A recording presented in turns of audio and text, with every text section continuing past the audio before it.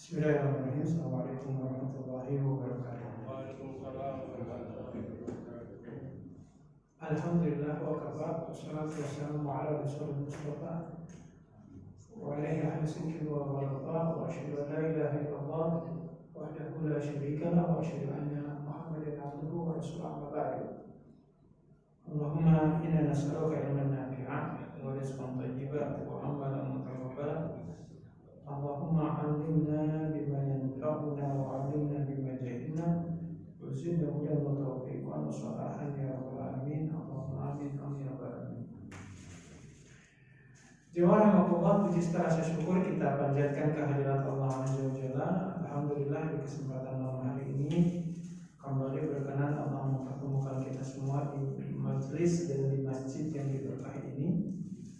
Salawat dan salam mudah-mudahan senantiasa terlimpah curahkan untuk suri teladan kita Habibana wa Nabiyana Muhammadin sallallahu alaihi wasallam, serta siapapun kita selaku umatnya yang berusaha menjadikan Rasulullah sebagai suri teladan dalam beramal soleh, dalam menunaikan ibadah, sebagai wujud kesadaran kita bahwasanya tidak ada jalan keselamatan bagi kita menuju hari akhir kecuali dengan beribadah sesuai dengan tuntunan dan sunnah Rasulullah SAW. Allahumma amin amin ya rabbal alamin. Ikhwatallah, kita masih melanjutkan dari pembahasan kitab At-Tadhkirah, masih membahas tentang membersamai Rasulullah SAW di surga. Jadi ikhwatallah, jikalau di pertemuan sebelumnya dalam hadis sahih riwayat Imam Abu Dawud dan Imam An-Nasai, ada seorang sahabat Nabi yang bernama Ka'ab bin Malik Al-Aslami yang sengaja menginap di rumah Rasulullah, dan justru Ka'ab inilah yang melayani Rasulullah, bukan Rasulullah yang melayani tamunya. Sampai ketika Rasulullah nanya, apa yang bisa saya bantu? Ternyata Ka'ab bin Malik meminta kepada Rasulullah sebuah permintaan yang luar biasa. Beliau mengatakan, as'aluka murafaqataka fil jannah. Saya meminta kepada engkau, tolong doakan agar saya bisa menjadi teman engkau di surga. Maka saat itu Rasulullah SAW bertanya, awa ghairu dzalika, ada permintaan yang lain? Kata Ka'ab, tidak ada ya Rasulullah, hanya itu saja. Maka Rasulullah dalam hadis tersebut memberikan tips, fa'inni ala nafsika bikasrati sujud. Kalau engkau ingin jadi teman aku di surga, maka bantulah dirimu sendiri dengan memperbanyak sujud. Yang dimaksud sujud di sini adalah memperbanyak sholat sunnah. Nah, ini salah satu amalan yang insya Allah menjadi asbab wasilah kita semua diizinkan bukan hanya sekedar masuk surga, tetapi bisa membersamai Rasulullah di surga. Nah, di antara amalan yang disebut dengan sholat sunnah itu, salah satunya adalah sholat duha. Jadi dalam hal ini, di antara keutamaan sholat duha itu, kalau kita baca dalam hadis sahih riwayat Imam Ahmad, jadi diceritakan, kata sahabat Nabi yang bernama Abdullah bin Amr bin As, mudah-mudahan Allah meridhai Abdullah dan ayahandanya Amr bin As, diceritakan ba'asa Rasulullah SAW sariyatan. Suatu saat Rasulullah itu pernah mengirimkan pasukan untuk berperang. Jadi istilahnya kalau dalam bahasa hadis itu umpamanya, jadi kalau ada pasukan perang yang diberangkatkan, Rasulullah nggak ikut, itu namanya sariyah. Istilahnya sariyah itu peperangan yang tidak diikuti oleh Rasul. Jadi sifatnya didelegasikan. Sementara kalau peperangan yang Rasulullah terjun langsung, ikut terlibat dalam peperangan tersebut, itu dinamakan dengan istilah ghazwah. Ghazwah. Jadi ada ghazwah, ada sariyah. Dua-duanya peperangan sama, cuma bedanya kalau sariyah Rasulullah nggak ikut, hanya pendelegasian saja. Kalau ghazwah Rasulullah terlibat langsung. Dan Rasulullah SAW terlibat langsung dalam peperangan itu sebanyak 9 kali peperangan. Jadi kalau kita hitung-hitung ya Pak ya, kan peperangan itu mulainya itu tahun 2 Hijriah. Rasulullah waktu itu menginjak pas hijrah ya. Rasulullah hijrah usia 52.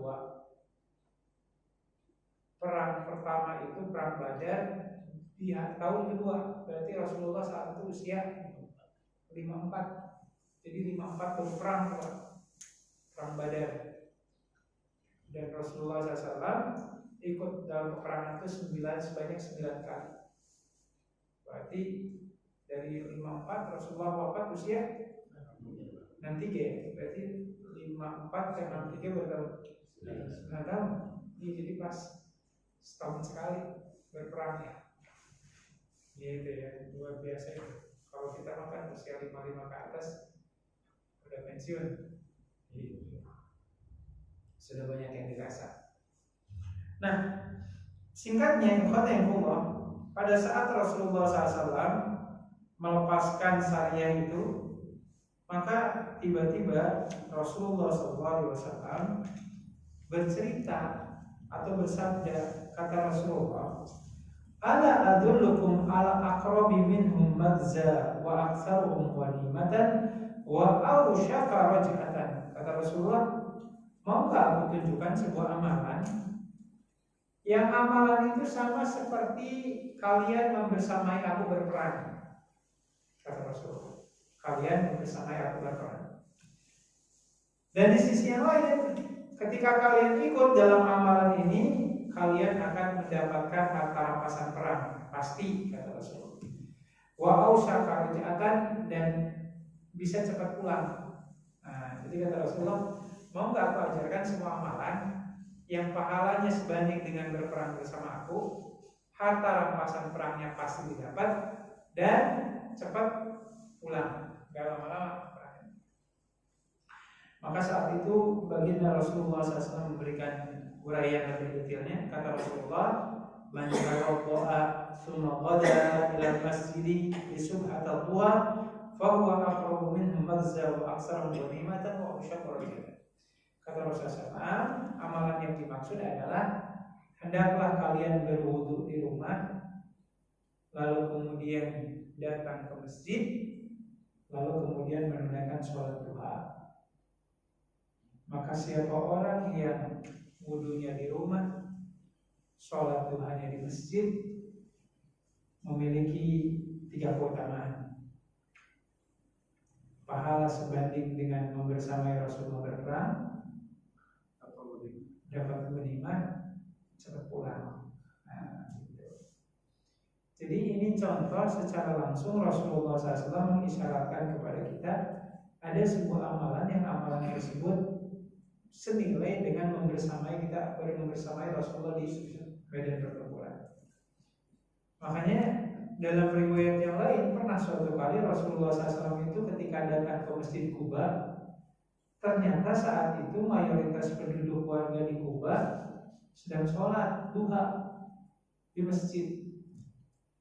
Maka saat itu Rasulullah mengatakan, "Sholatul awwabin hina tarmadul fisal." Seperti inilah sholatnya orang yang bertaubat itu. Kapan waktunya? Ketika anak unta mulai kepanasan terpapar sinar matahari. Jadi ikhwanullah, ternyata dari apa yang disampaikan oleh Rasulullah tentang sholat duha ini, ternyata pahala dan amalan, pahala dan balasan dari sholat duha itu ternyata sedemikian besarnya. Kalau sebagian orang kan mungkin memahami sholat duha itu apa keutamanya, Pak? Oh, hanya sebatas itu kan. Tapi ternyata kan banyak balasan dan pahalanya. Jadi tadi contohnya orang yang sholat duhanya di masjid tapi wudunya di rumah sebanding membersamai Rasulullah di medan pertempuran. Terus orang yang sholat duhanya di masjid di saat matahari sudah mulai panas, kata Rasulullah, seperti inilah ahli taubat itu sholat, kata Rasulullah. Jadi ada keutamaannya sholat, menunaikan sholat duha di masjid, ada keutamaan seperti itu. Nah, belum keutamaan-keutamaan yang lain seperti tadi melancarkan rezeki, terus apa lagi ya? Rasulullah SAW mengatakan sesungguhnya tubuh kita ini Kalau ini tulang belulangnya dicopot semua nih, ya kata Rasulullah jumlah tulang belulang kita itu dari kepala sampai kaki semuanya jumlahnya ada 360. Jadi bayang waktu itu belum ada ilmu tentang pertulangan, ortopedi belum ada tuh. Ya, tapi atas izin Allah Ta'ala, Allah yang mewahyukan kepada Rasulullah, dan Allah mengatakan bahwasanya tubuh kita ini terdiri dari 360 bagian. Yang kata Rasulullah dalam hadis tersebut, setiap tulang belulangnya itu wajib dikeluarkan sedekahnya, wajib. Sampai para sahabat nanya, ya Rasulullah, ayyuna yutiqu bidzalika? Ya Rasul, siapa orang yang sehari semalam bisa sedekah sebanyak 360 jenis?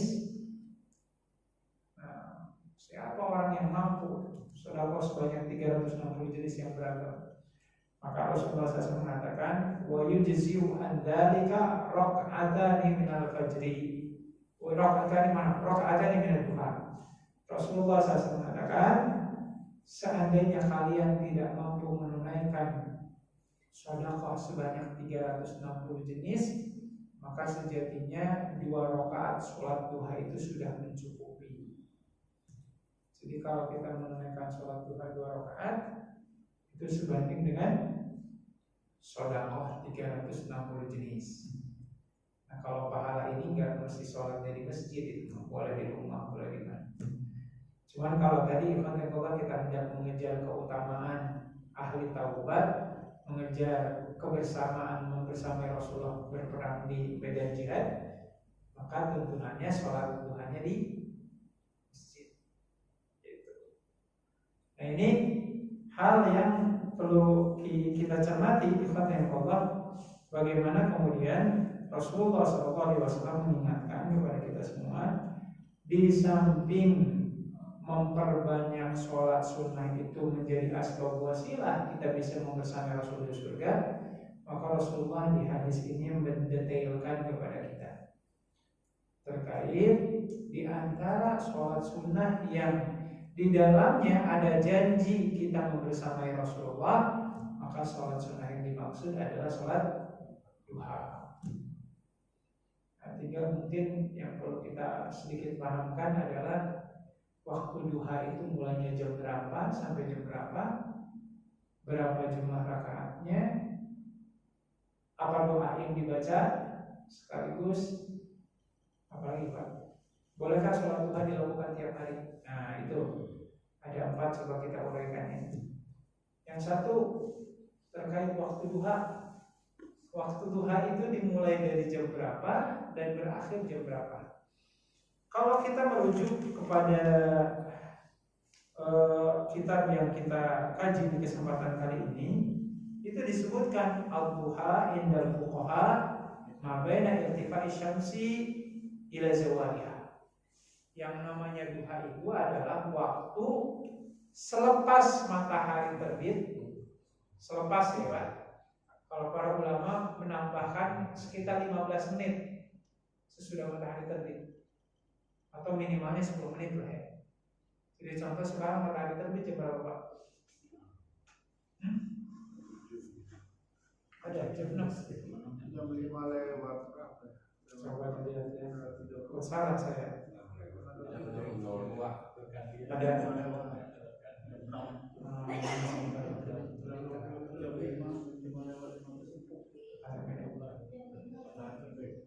Jadi ada yang namanya tulu. Ada tulu. Nih sekarang, oh iya, nih matahari terbit itu kalau di sini jam 4.42. Maaf. Kok jam 4.14 sih? Jam 5 kurang 5. Jam 5 kurang 5. Kalau ngelihat jadwal sholat Kabupaten Karawang, jam 6 kurang 5. Nah, tinggal ditambah 10 menit lah. Jam 6 kurang 5 apa jam 5 kurang 5? Jam 6 kurang 5. 05.55. Jam 6 kurang 5. Benar tadi ya. Nah, ya sekitar jam 6:15 lah. Nah, itu yang disebut dengan syuruk. atau nama lain dari sholat duha. Jadi syuruk itu nama lain sholat duha, Pak. Ini Allah tegaskan di surat Shad ayat 18, di mana ada kalimat a'udzubillahi minasyaitonirrajim yusabbihna bil ashiyyi wal isyraq. Dan adalah Nabi Daud bersama makhluk-makhluk ciptaan Allah yang lain itu bertasbih kepada Allah bil ashiyyi, di waktu sore, wal isyraq, dan di waktu isyraq. Isyraq itu apa? Para ulama ahli tafsir menyebutkan yang dimaksud dengan isyraq adalah duha. Itu. Jadi waktu duha itu dimulai dari syuruk atau isyraq.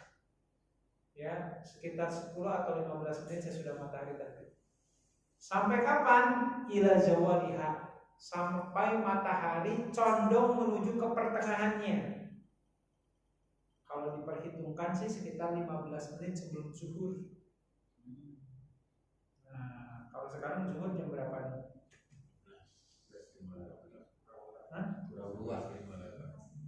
11.58. Oke, tinggal dikurang 15 menit, Pak. Berapa tuh? 4:03.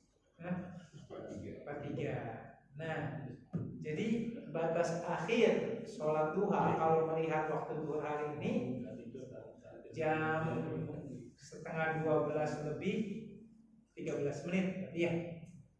Nah, itu batas akhirnya. Ya kalau kita mau bulatkan saja jam 6:04 sampai setengah 12 lebih 10 lah. Hitungannya gitu. Kalau pas di angka 6 kurang 5 boleh nggak? Tadi suruh. Kita sholatnya pas jam 6 kurang 5 udah boleh belum sih? Nggak boleh. Harus tetap lebih 10 sampai 15. Betul. Karena kan kita diingatkan ada 3 waktu yang dilarang sholat sunnah, termasuk sholat jenazah dan menguburkan jenazah. Yang pertama ketika matahari terbit sampai suruh itu sekitar 10-15 menit itu dilarang tuh. Sholat jenazah, menguburkan jenazah nggak boleh. Termasuk sholat sunat mutlak nggak boleh. Gitu ya. Terus yang kedua 15 menit menuju zuhur itu nggak boleh.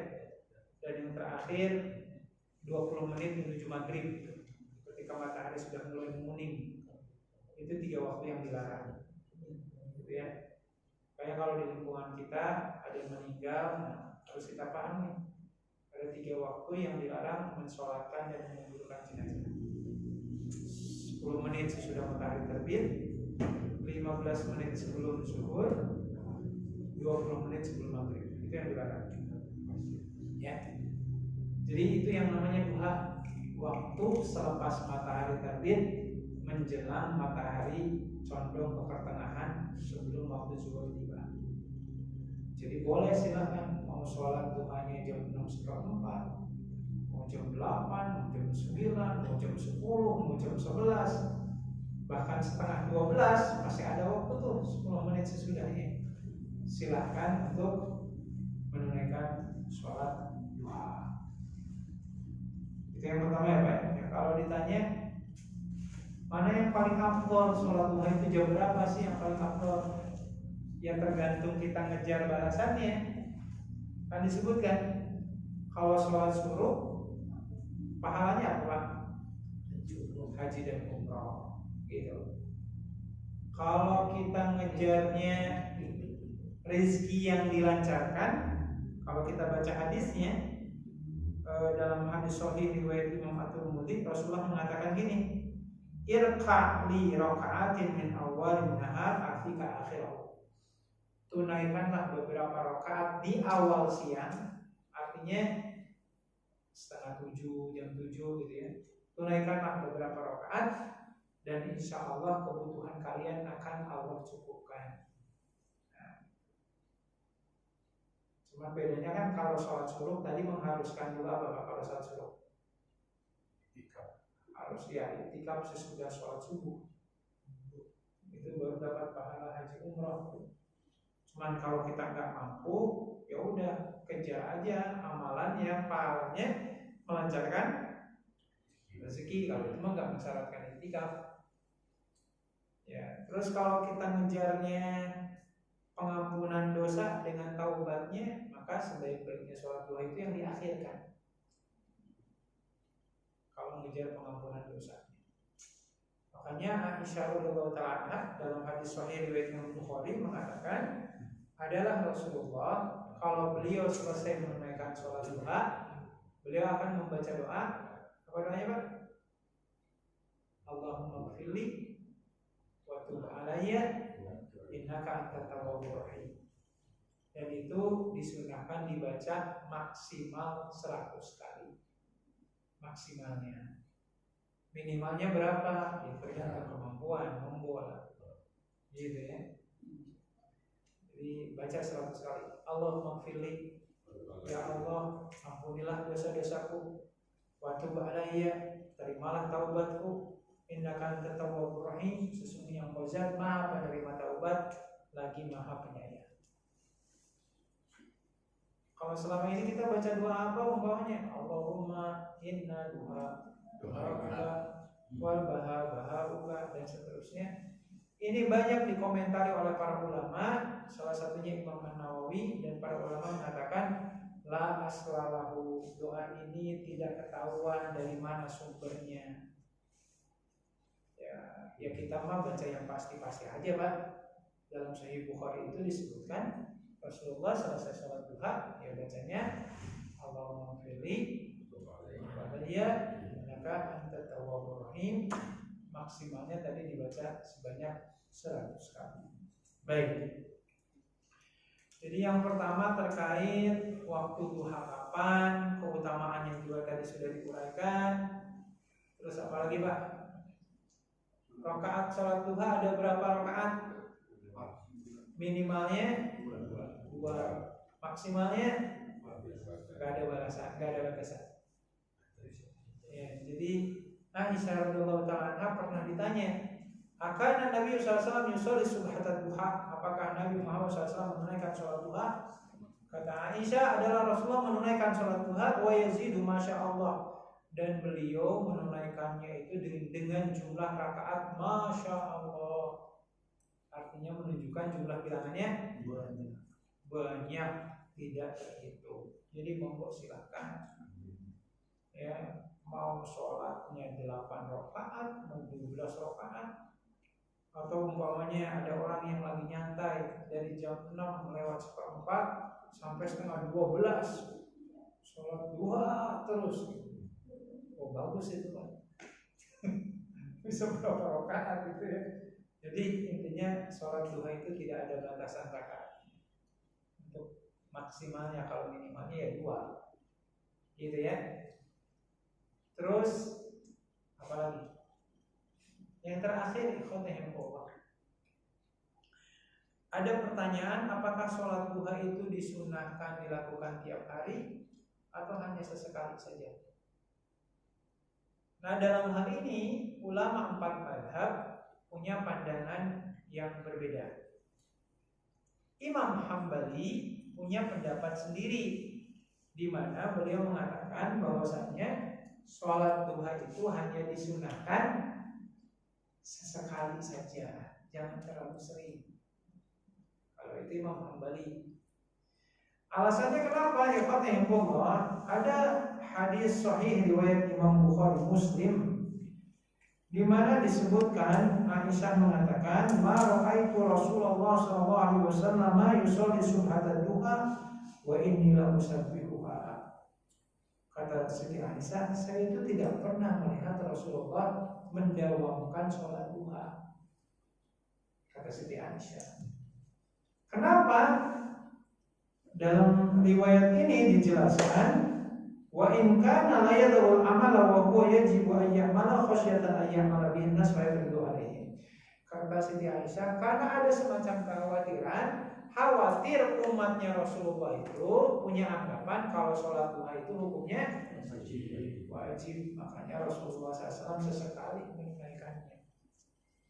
Maka Imam Hambali mengatakan yang sholat sunnah itu, sholat duha itu ya lakukannya sesekali saja. Tetapi kalau kita melihat pendapat mayoritas para ulama, ya sebut saja ada Imam Hanafi, ada Imam Malik, ada Imam Syafi'i.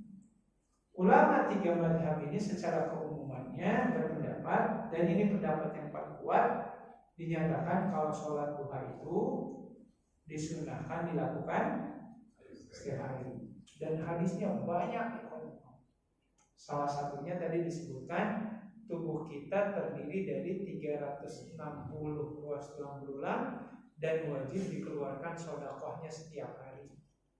Para sahabat bilang, siapa yang mampu ya Rasulullah? Maka kata Rasulullah, 2 rakaat duha itu mencukupi sedekah 360 jenis. Nah, itu pendapat secara umum di kalangan jumhur mayoritas para ulama, dan ini pendapat yang paling kuat di antara pendapat yang ada. Dan kalaupun ada semacam kekhawatiran, khawatir umat Rasulullah menganggap sholat duha itu wajib, sebenarnya kekhawatiran itu sekarang udah hilang. Hilangnya kenapa? Yang pertama, ajaran Islamnya sudah sempurna. Ya, dan saya yakin secara umum sejahil-jahilnya umat Rasulullah, kalau ditanya sholat duha hukumnya apa? Sunnah. Gak ada yang mengatakan wajib. Ya, sejahil-jahilnya orang muslim pasti kita sepakat umpamanya baca surat Al-Duha hadiahnya minuman keras. Sejahil-jahilnya orang pasti akan berontak. Masa dia baca Quran hadiahnya minuman keras. Jadi kekhawatiran itu sebenarnya udah hilang. Maka kalau kekhawatirannya sudah hilang, ya kembali ke hukum asal kalau sholat duha itu disunahkan setiap hari. Dan perasaan atau kekhawatiran Rasulullah tentang adanya anggapan ibadah tertentu itu menjadi wajib, itu kan bukan cuma sholat duha doang. Contoh sholat tarawih, Rasulullah kan khawatir umatnya menganggapnya wajib. Atau contoh apa lagi ya?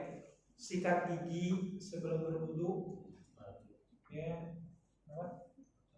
ya bisa khawatir dianggapnya wajib, tapi tadi kekhawatiran itu sudah hilang. Termasuk kurban ya.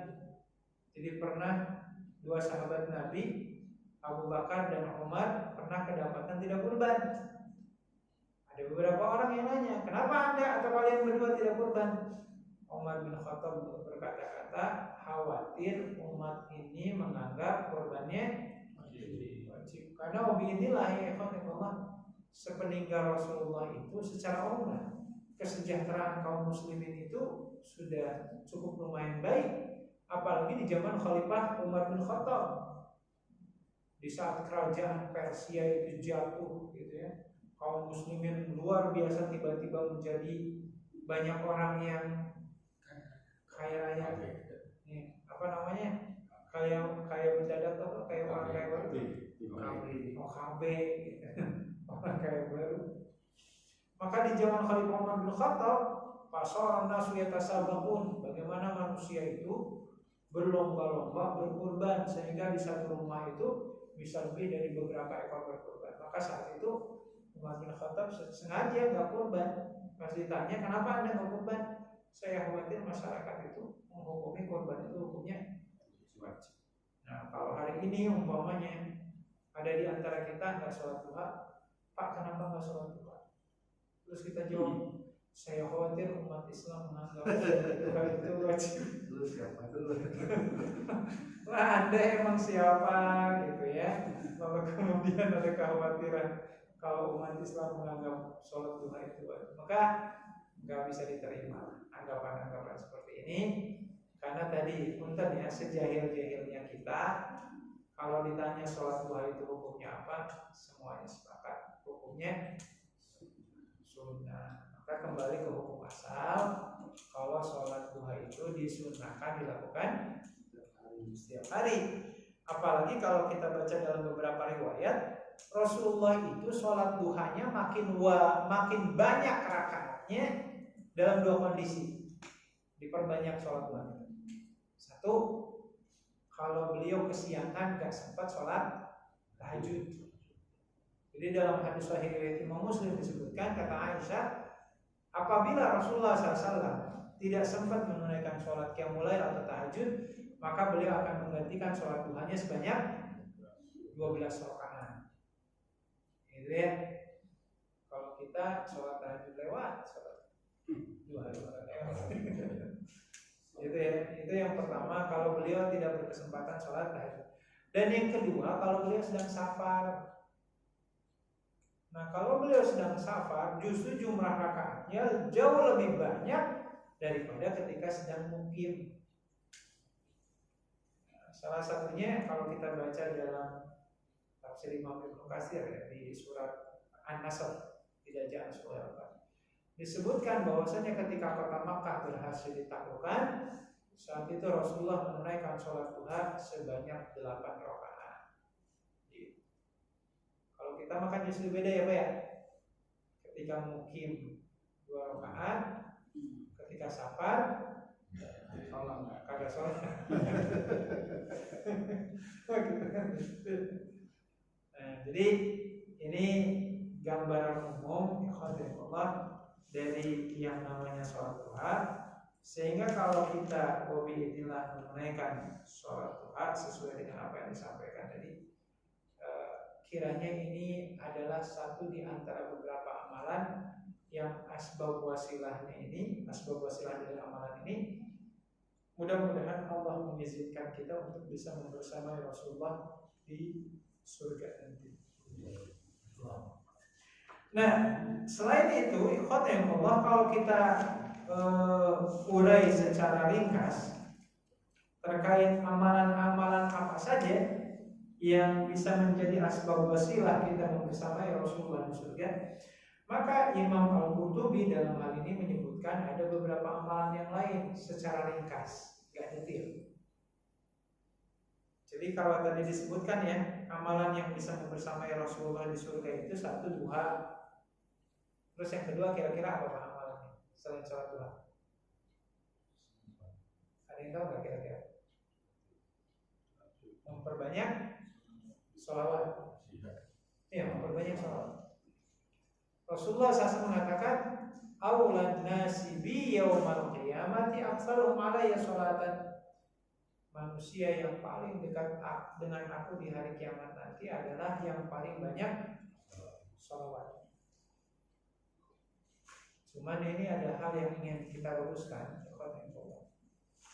Ada di sebagian kelompok, saya nggak mau nyebut nama kelompoknya, apalagi nama orangnya. Jadi ada sekelompok orang yang ngajarin semacam pemahaman, kalau kita membaca sholawat tertentu, katanya Nabi Muhammad itu hadir, ya, bareng secara nggak tahu ruhiyahnya atau fisiknya bersama kita. Makanya sebagian kelompok itu saya juga belum tahu ada istilah sholawat simtud duror. Kayak gimana tuh sholawat simtud duror?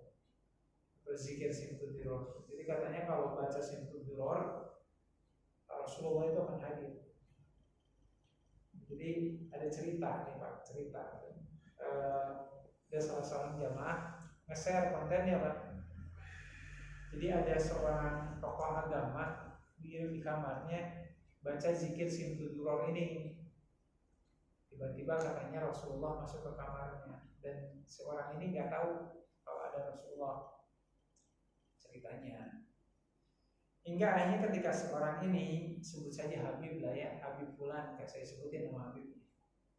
Ketika Habib ini berangkat ke masjid, tiba-tiba ada seorang non-muslim etnis Tionghoa melihat Pak Haji kok tumben berangkatnya sendirian gitu. Pak Haji bilang emang saya sendirian terus ke masjid. Nah, katanya biasanya ada kok yang namanya Pak Haji. Itu siapa? Nggak tahu, wajahnya ganteng dan seterusnya. Kata Habibnya, ketahuilah itu adalah Rasulullah. Jadi Rasulullah itu selalu bersama saya ketika berangkat ke masjid. Kisah-kisah seperti ini banyak orang yang tanda kutip ya korban mempercayainya gitu. Ya ikhwan yang kalau boleh kita ambil contoh ya, manusia-manusia agung yang pernah membersamai Rasulullah semasa hidupnya. Contoh saja, apakah Siti Aisyah sepeninggal Rasulullah pernah didatangi Rasulullah enggak dalam kehidupan nyata. Padahal kuburan Rasulullah ada di mana? Sampai Iya, di rumahnya Siti Aisyah, dan Siti Aisyah tidur di situ. Tapi enggak pernah Rasulullah tiba-tiba ngebangunin Siti Aisyah, gitu ya, atau ngapa-ngapain Siti Aisyah secara fisik ya. Paling kalaupun bertemu dengan Rasulullah ya lewat mimpi. Itu pun atas izin Allah. Ada orang-orang terbaik, contoh umpamanya saking rindunya seorang istri Rasulullah yang bernama Hafsah, sampai jendela rumahnya itu tidak pernah ditutup sesudah sang suami wafat. Makanya nanti kalau kita ke Masjid Nabawi, ya di seberangnya ini apa? Mimbarnya Rasulullah, seberangnya itu kan ada dinding Pak. Di situ ada jendela yang terbuka. Tapi sekarang kan udah, meskipun itu jendela, tapi sebenarnya itu udah jadi dinding sekarang karena udah jadi bangunan. Nah sengaja tuh jendelanya itu terbuka. Nah itu adalah dulunya rumahnya istri Rasulullah yang bernama Hafsah, di mana saking rindunya Hafsah kepada Rasulullah sampai Hafsah itu nggak mau menutup jendela. Jadi teringat dengan apa namanya pengalaman masa. Nah maksud saya nggak ada tuh Siti Aisyah, Hafsah, Abu Bakar, Umar dan seterusnya, nggak pernah satupun di antara mereka yang pernah didatangi Rasulullah secara lahir atau posisinya intinya sedang sadar. Tapi kan zaman sekarang ada tuh Pak, orang lagi ngisi pengajian tiba-tiba matanya melompat, kenapa menonton? Ada Rasulullah hadir. Enggak lah, enggak ada kisah-kisah seperti itu. Ini yang perlu kita luruskan. Jadi daripada kita disibukkan, mohon maaf ya, dicekoki kisah-kisah seperti itu, lebih baik kita amalkan amalan-amalan yang sudah dijamin kalau kita ngamalinnya bisa membersamai Rasulullah di surga, gitu. Daripada percaya kayak gitu kan. Maka yang pertama sholat duha dengan sholat-sholat sunnah yang lainnya. Yang kedua bersholawat, karena kata Rasulullah orang yang paling banyak sholawatnya di dunia akan menjadi orang yang paling dekat dengan aku di akhirat. Terus amalan yang lain apa Pak? Yatim. Menyantuni anak yatim. Jangan punya anak yatim. Dua-duanya. Sangat. Mulai. Tapi Rasulullah SAW mengatakan, ya Rasulullah mengatakan bahwasanya siapa orang yang menyantuni janda, bukan, maka dia ternilai sebagai mujahid di jalan Allah. Gasket masuk. Tetapi biidznillah Rasulullah SAW memberikan jaminannya bukan ke ibunya, tetapi kata Rasulullah, ana wa kafirul yatim kaha atini fil jannah. Aku dan mereka yang peduli kepada anak yatim seperti dua jari ini di surga nanti. Nah silakan jemaah sekalian yang memiliki kesempatan ada kemelimpahan rezeki, ya bolehlah kita peduli kepada anak yatim. Tidak peduli ya, maaf, tidak perlu anak yatim itu dibawa ke rumah. Ya tetaplah mereka tinggal di yayasan yatim piatu, kita penuhi kebutuhan sehari-harinya, itu mencukupi. Karena kalau anak yatimnya diadopsi, ya kan, ini Pak Masuk ketawa-ketawa terus. Kalau anak yatimnya diadopsi, Pak, ya kan dalam Islam kan si anak ini akan menjadi mahram kita dengan syarat kan? Apa syaratnya? Setidaknya si anak yatim ini pernah disusui oleh istri kita. Dan itu pun syaratnya disusuinya usianya 2 tahun ke bawah. Jangan adopsi anak yatim udah gede Pak, udah balik disusui. Jadi pernah saya ketemu dengan seorang jamaah, tapi sebenarnya nggak salah sih. Ada seorang bapak-bapak gitu ya, ngadopsi anak SMA perempuan, diadopsi, dibawa ke rumahnya. Ya saat itu belum berpikir apa-apa. Sampai suatu saat qadar Allah istrinya meninggal dunia, Si bapaknya kemudian menikahi anak adopsinya, dan itu nggak jadi masalah. Udah dipersiapkan dari awal. Kan masalahnya kalau bawa anak orang ke rumah kita dan dia belum pernah disusui oleh istri kita, ya maaf, mereka bukan mahram kita. Ya, cepat atau lambat kan makin besar. Nah, itu yang perlu kita cermati secara besar.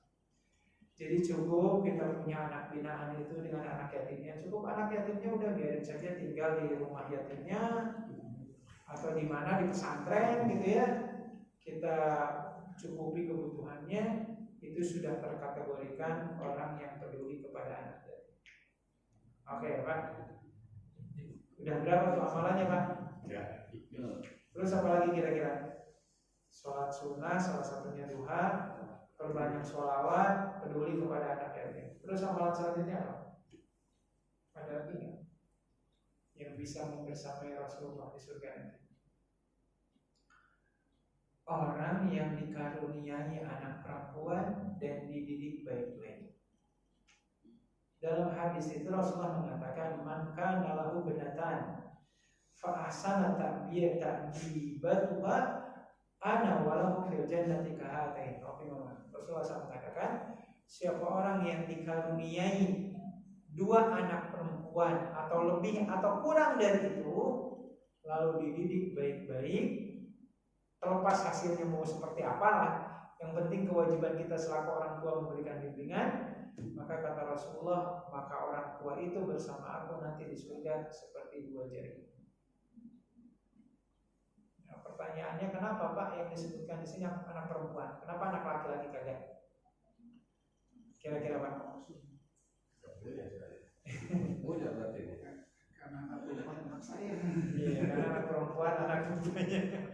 Karena secara umum yang namanya anak perempuan itu secara umum ya Pak ya, itu menjadi tanggungan orang tuanya. Secara umum, kalaupun suatu saat nanti dia menikah, mohon maaf, dan ternyata naudzubillah umpamanya suaminya meninggal atau naudzubillah diceraikan, maka si perempuan ini akan kembali ke mana? Orang tua. Karena walau bagaimanapun, kalau perempuan kan nggak ada kewajiban mencari nafkah, beda dengan anak laki-laki. Makanya dalam Islam itu sebenarnya anak laki-laki yang sudah balik, maka sebenarnya dia tidak lagi menjadi tanggungan orang tuanya sebenarnya Pak. Itu ya, dalam Islam anak yang sudah balik itu nafkahnya tidak lagi jadi tanggungan orang tuanya secara hukum asal. Udah biarin aja dia nyari duit sendiri gitu, kalau udah balik. Cuman kalau kita mah enggak ya Pak ya. Kalau kan anaknya udah dikuliahin, dicariin kerja, dicariin istri gitu dan seterusnya. Nah, ini diantara amalan-amalan yang insya Allah membersamai Rasul di surga. Dan terakhir, diantara amalan-amalan yang ada itu Rasulullah mengatakan at-tajirul amin atau al-amin as-saduq ma'as syuhada wal anbiya wal mursalin. Rasulullah mengatakan pedagang yang jujur atau pegawai yang jujur, maka nanti di surga nanti seperti aku dengan orang tersebut seperti dua jari. Maka orang jujur itu insya Allah membersamai Rasul di surga. Dan ini Allah tegaskan di surat An-Nisa ayat 69. Wa may yuti'illaha wa rasulahu fa ulaika ma'al ladzina an'ama Allahu 'alaihim minan nabiyyin was-siddiqin. Dan siapa orang yang taat kepada Allah dan Rasulnya, maka nanti dia akan dibersamai bersama Nabi dan orang-orang yang jujur. Inilah mungkin sedikit uraian singkat dari amalan-amalan yang ringan yang seandainya kita bisa menunaikannya, terbuka peluang bukan hanya sekedar masuk surga saja, tapi mudah-mudahan diizinkan oleh Allah kita bisa membersamai Rasulullah di surganya. Allahumma amin amin ya rabbal alamin. Saya kira itu mungkin uraian singkat untuk materi kali ini. Dan sebelum ditutup, saya kembalikan ke Bapak Ibu sekalian. Monggo jika mau ada yang akan ditanya. silakan.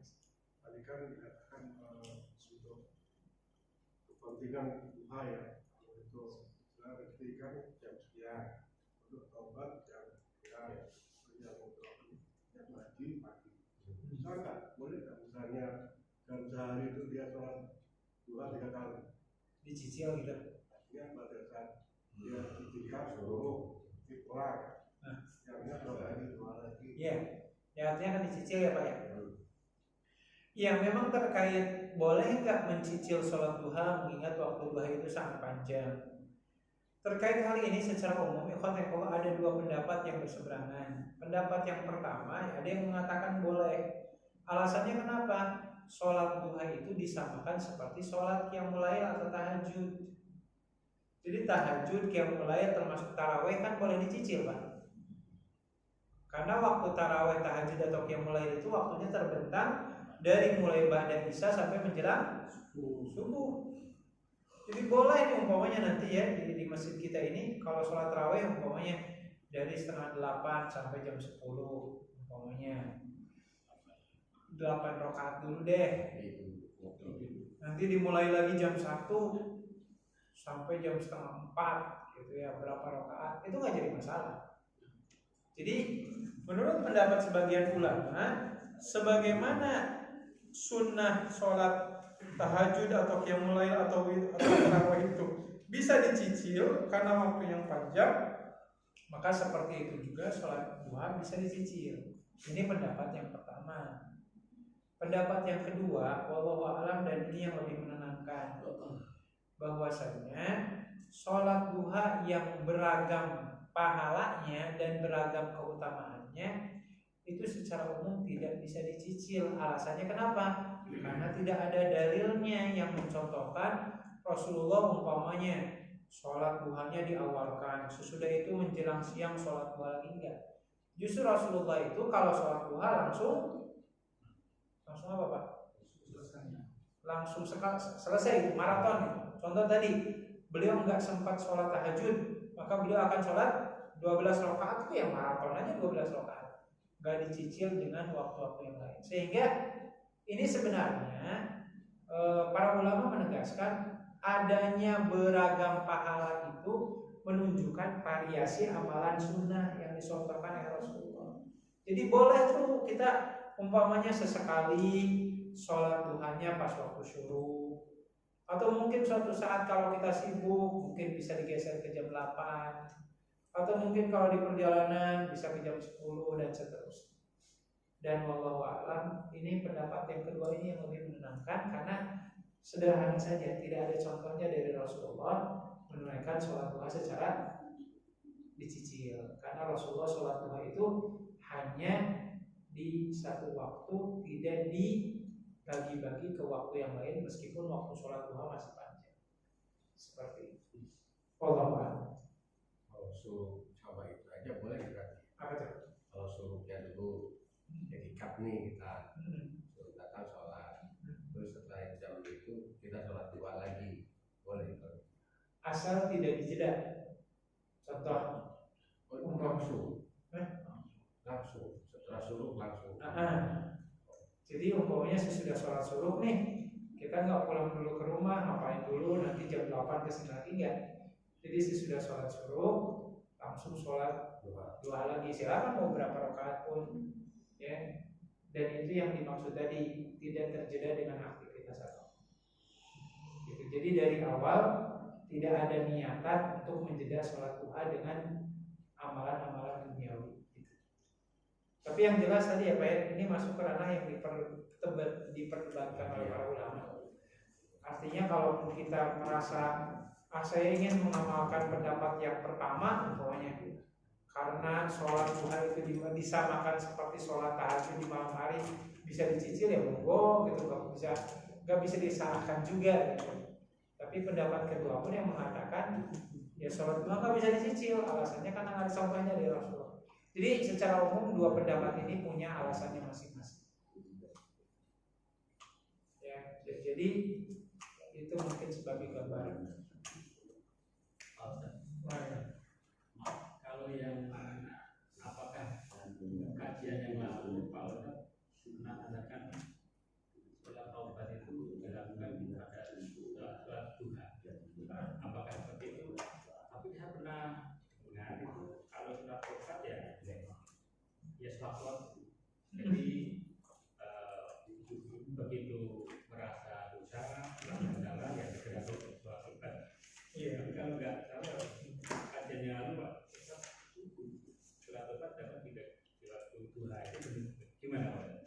iya, baik. Jadi memang bahwa ada satu riwayat yang disebutkan bahwasannya apabila ada seorang hamba merasa dirinya telah berdosa, fasholli rakaatain, tunaikanlah sholat 2 rakaat. Itu yang dimaknai dengan sholat taubat. Tapi sayangnya hadis ini dhaif. Itu sepakat para ulama tuh. Hadisnya dhaif. Jadi kalau di hadis pertama tadi yang hadis dhaif itu sholat duha bisa dilakukan kapan aja gitu, selama kita merasa telah berbuat dosa. Nah, hadis yang sahihnya itu tadi yang diuraikan dalam hadis sahih riwayat Imam Muslim dan Imam Ahmad. Ketika Rasulullah datang ke Masjid Kuba, tadi sedikit disebutkan ya, ternyata orang Kuba itu lagi pada sholat di masjid. Nah, Rasulullah mengatakan, sholatul awwabin hina tarmadul fisol. Seperti inilah sholatnya ahli taubat. Kapan? Ketika anak unta terpapar, merasa kepanasan akibat terpapar sinar matahari. Jadi wallahu a'lam ya Allah, dari sini kita bisa memahamkan bahwasanya yang namanya sholat taubat itu dilakukan di waktu duha, dan sholat taubat sendiri itu nama lain dari sholat duha. Gitu.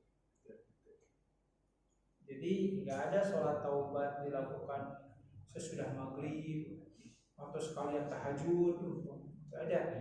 Sholat taubat itu dilakukan di saat anak unta kepanasan terpapar sinar matahari. Jam 10, setengah 11 gitu. Itu waktu yang terbaik untuk melakukan sholat taubat yang secara tidak langsung kalau kita sudah menunaikannya berarti kita sudah sholat duha. Gitu ya. Wallahu a'lam. Niat apa taubat? Dua-duanya bisa. Iya, sama seperti tadi niat sholat suruh, otomatis kita sudah sholat duha. Niat sholat taubat, otomatis kita sudah sholat duha. Wallahu a'lam. Tadi ada yang bertanya? Surat yang dibaca setelah Al-Fatihah di dalam sholat duha itu memang ada sunnahnya ya. Baca suratnya misalkan rakaat pertama pesan si berdoa, yang keduanya berdoa. Walaupun misalkan itu terlalu panjang dan nggak hafal, bisa diganti dengan rakaat pertamanya Qul al-kafirun, rakaat keduanya Qul gitu ya. Yeah. Itu sunnahnya gitu. Iya, memang ada riwayat-riwayat seperti itu. Tapi sejauh yang saya ketahui itu bukan dari Rasulullah, tapi para sahabat yang melakukannya.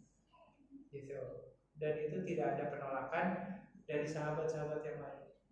Nah, justru ikhwan yang Allah, kalau kita punya kitab tafsir Ibnu Katsir ya, di surat An-Nasr tadi saya sedikit sebutkan bahwasanya ketika Rasulullah berhasil menaklukkan kota Mekah, beliau sholat duha sebanyak 8 rakaat, dan kata Ummu Hani namanya, dan saya mendengar Rasulullah itu membaca surat-surat di sholat duha itu, bacanya pendek-pendek. Makanya sunnahnya Pak, kalau kita sholat duha, sunnahnya bacanya yang pendek-pendek, jangan yang panjang-panjang. Makanya termasuk tuh Al-Kafirun, Al-Ikhlas, Asyams, Al-Duha, itu terkategorikan surat-surat yang pendek. Makanya ya secara khusus sebenarnya tidak ada kekhususan harus baca surat apapun, cuman disunahkannya yang pendek-pendek saja, jangan yang panjang-panjang. Seperti itu. Wallahu. Nah, sekarang jadi kan ada waktu-waktu kita kan diharamkan untuk sholat. betul. Nah, saya sendiri sih tapi juga kita lihat untuk ayat masjid itu Ya. sebelum sholat, sebelum azan ya kita sudah datang. Dan itu kalau pas gugur itu sebaiknya tidak kita lakukan. Nah, iya betul. Pertanyaan bagus. Jadi tadi kan ada 3 waktu yang terlarang ya Pak ya. Selepas matahari terbit sekitar 10 sampai 15 menit, sebelum zuhur 15 menit, sebelum maghrib 20 menit. Itu secara umum. Pertanyaannya, kalau kita masuk ke masjid, ada tahiyatul masjid nggak? Itu. Apakah tahiyatul masjid terkategorikan sholat yang terlarang nggak di tiga waktu tadi? Jawabannya yang pertama yang pertama adalah untuk sholat-sholat yang ada penyebabnya nih Pak, maka itu tidak terkategorikan sholat yang dilarang.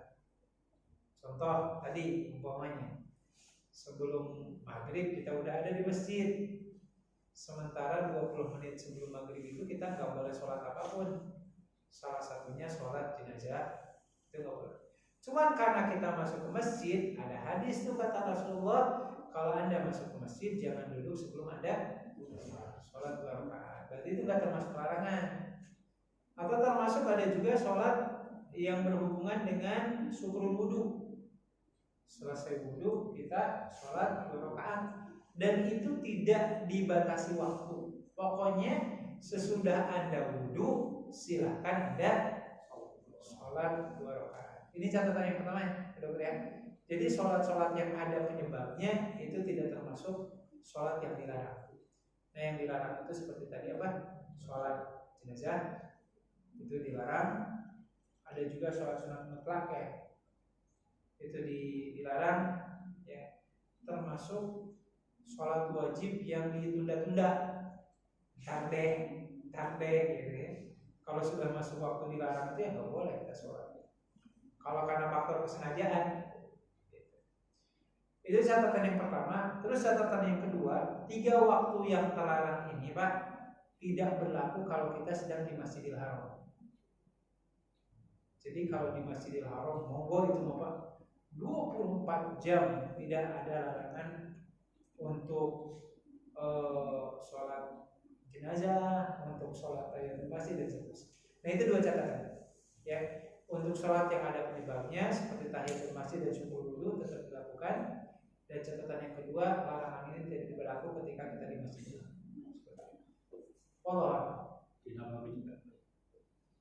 Kalau di Masjid Nabawi ada larangannya. Kenapa di Masjidil Haram itu tidak terlarang? Karena ada anjuran ketika masuk ke Masjidil Haram kita disunahkan untuk tawaf, gitu.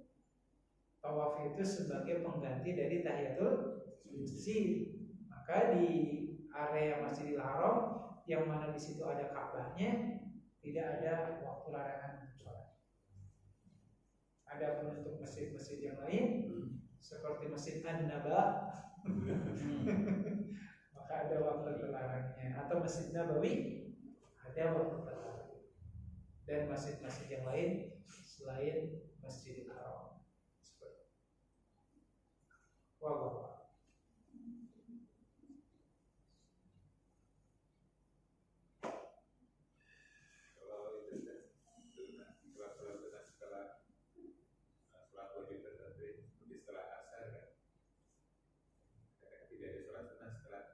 Betul.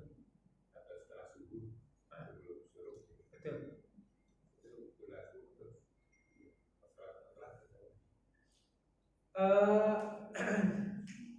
jadi pemahaman nggak ada sholat sesudah sholat sesudah sholat asar, nggak ada sholat sesudah subuh, itu bisa dimaknai dengan pemaknaan sholat sunnah ba'diyah. Pemaknaannya gitu. Adapun kalau sholat sunat mutlak monggo nggak masalah. Yang penting tidak di 3 waktu terlarang tadi. Gitu. Termasuk kalau kita membahas tentang mengqadha sholat sunat rawatib, itu pernah tuh Rasulullah Shallallahu Alaihi Wasallam pernah ketika beliau selesai sholat zuhur, pada saat beliau mau sholat ba'diyah, izin Allah datang pasukan perang di bawah pimpinan Ali bin Abi Thalib. Pada saat Rasulullah mau sholat, kita diminta oleh Ali bin Abi Thalib untuk berhenti sejenak. Rasulullah nanya, ada apa? Ali bin Abi Thalib kemudian menyerahkan bongkahan emas. Ya Rasulullah, ini adalah harta rampasan perang yang saya tidak bisa membagikannya. Kalau yang lain saya bagikan, cuman yang ini saya bingung ngebaginya. Maka saat itu Rasulullah tertahan sholat ba'da zuhurnya. Karena harus tadi Pak motong-motong bongkahan emasnya, dibagiin aja ke pasukan perang. Selesai dibagikan, izin Allah ternyata adzan asar berkumandang. Rasulullah sholat berjamaah. Selesai sholat asar, beliau pulang ke rumah salah seorang istrinya namanya Ummu Salamah radhiyallahu anha. Terus Rasulullah sholat 2 rakaat. Sampai Ummu Salamah nanya, bukankah tidak ada sholat sesudah sholat asar? Nah yang tanya tuh, bukankah tidak ada ba'diyah sesudah sholat asar? Maka Rasulullah mengatakan ini adalah 2 rakaat ba'da zuhur yang tidak sempat saya lakukan tadi siang. Jadi makanya ini dipahami juga oleh para ulama, diperbolehkan mengqadha sholat sunnah rawatib kalau ada sesuatu yang urgent, termasuk mengqadha sholat sunnah qabla subuh. Umpamanya ya, kita telat datang ke masjid pas mau sholat keburu Muhammad, maka Rasulullah memberikan 2 cara mengqadha qabla subuh itu. Pertama, sesudah salam langsung berdiri tanpa dijeda dengan zikir dulu, langsung aja sholat 2 rakaat. Niatnya mengqadha qabla subuh. Jadi ada sahabat Nabi namanya Qais bin Fahad namanya Pak. Dalam hadis sahih riwayat Imam Abu Daud. Jadi Qais bin Fahad ini selesai sholat subuh berjamaah bersama Rasulullah, tiba-tiba dia berdiri lagi sholat 2 rakaat. Selesai sholat Rasulullah nanya, itu sholat apaan tadi? Bukankah kamu sudah sholat subuh bersama saya? Qais bin Fahad mengatakan, ya Rasulullah, ini adalah qabla subuh yang belum sempat saya lakukan. Maka dalam hadis itu disebutkan fasakata Nabi SAW, Nabi diam tidak berkomentar apapun. Berarti diamnya Rasulullah itu menunjukkan boleh. Itu cara yang pertama. Jadi kalau nanti nih di masjid kita ini selesai sholat subuh tiba-tiba ada yang berdiri lagi 2 rakaat, berarti dia sedang kelompok. Ya asal jangan tiap hari aja kayak gitu Pak. Nanti jadi anggapannya kok jadi ada ba'diyah sih, kok ada subuh? Enggak lah. Itu mah kondisi tertentu saja. Atau cara yang kedua, Rasulullah mengatakan man lam yusolli raka'atal fajri falyusallihima ba'da thala'ati syams. Kata Rasulullah, siapa orang yang belum sempat menunaikan 2 rakaat fajar, maka tunaikanlah pada saat subuh. Kata Rasulullah. Itu 2 pilihan. Mau langsung sesudah sholat subuh atau nunggu nanti pada saat subuh. Niatnya qadha qabla subuh.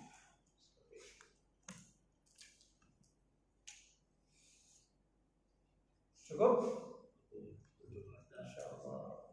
Mudah-mudahan apa yang disampaikan menjadi penambah ilmu yang bisa kita amalkan. Ya, sesuai dengan harapan dan cita-cita kita.